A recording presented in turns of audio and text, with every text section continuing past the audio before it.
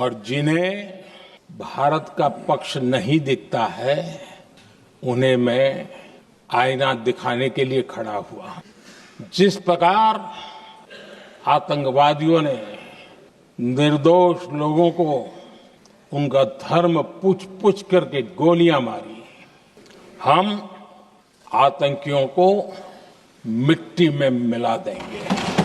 जब मैं विजय उत्सव कह रहा हूं तो 140 करोड़ भारतीयों की एकता, इच्छा शक्ति, उसके एक अप्रतिम जीत का विजय उत्सव की बात करता हूं। आदरणीय अध्यक्ष जी, मैं इसी विजय भाव से इस सदन में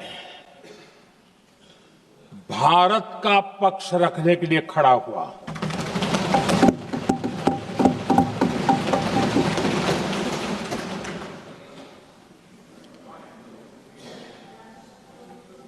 और जिन्हें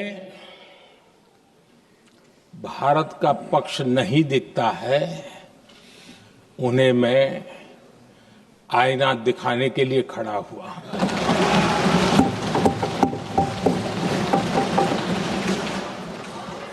आदरणीय अध्यक्ष जी, मैं 140 करोड़ देशवासियों की भावनाओं में अपना स्वर मिलाने के लिए उपस्थित हुआ हूं। ये 140 करोड़ देशवासियों की भावना के जो गूंज है, जिस सदन में सुनाई दी है, मैं उसे अपना एक स्वर मिलाने खड़ा हुआ। आदरणीय अध्यक्ष जी, ऑपरेशन सिंदूर के दरमियान जिस प्रकार से देश के लोगों ने मेरा साथ दिया, मुझे आशीर्वाद दिए, देश की जनता मुझ पर कर्ज है। मैं देशवासियों का आभार व्यक्त करता हूं। मैं देशवासियों का अभिनंदन करता हूं। आदरणीय अध्यक्ष जी, 22 अप्रैल को पहलगाम में जिस प्रकार की क्रूर घटना घटी, जिस प्रकार आतंकवादियों ने निर्दोष लोगों को उनका धर्म पूछ पूछ करके गोलियां मारी, ये क्रूरता की पराकाष्ठा थी।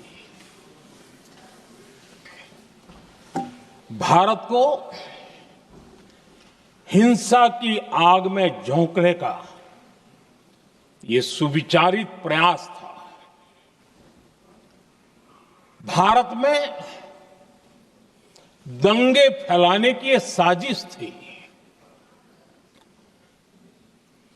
मैं आज देशवासियों का धन्यवाद करता हूं कि देश ने एकता के साथ उस साजिश को नाकाम कर दिया।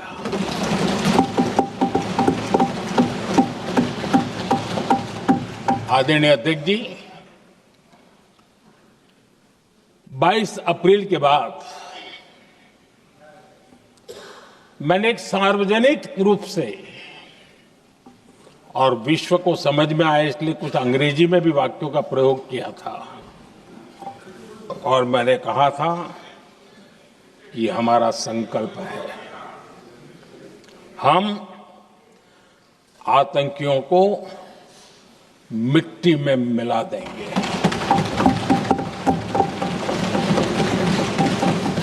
और मैंने सार्वजनिक रूप से कहा था सजा उनके आकाओं को भी होगी और कल्पना से भी बड़ी सजा मिलेगी।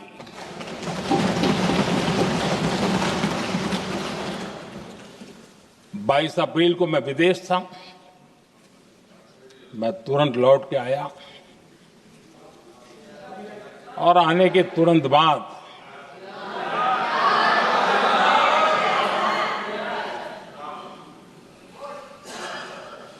मैंने एक बैठक बुलाई और उस बैठक में हमने साफ साफ निर्देश दिए कि आतंकवाद को करारा जवाब देना होगा और ये हमारा राष्ट्रीय संकल्प है। आदरणीय अध्यक्ष जी, हमें हमारे सैन्य बलों की क्षमता पर पूरा विश्वास है, पूरा भरोसा है उनकी क्षमता पर, उनके सामर्थ्य पर, उनके साहस पर। सेना को कार्रवाई की खुली छूट दे दी गई और यह भी कहा गया कि सेना तय करें कब, कहां, कैसे, किस प्रकार से।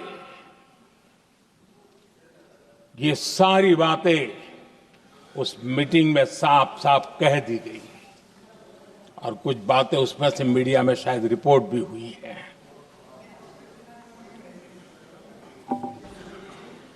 हमें गर्व है आतंकियों को वो सजा दी और सजा ऐसी है कि आज भी आतंक के उन आकाओं की नींद उड़ी हुई है।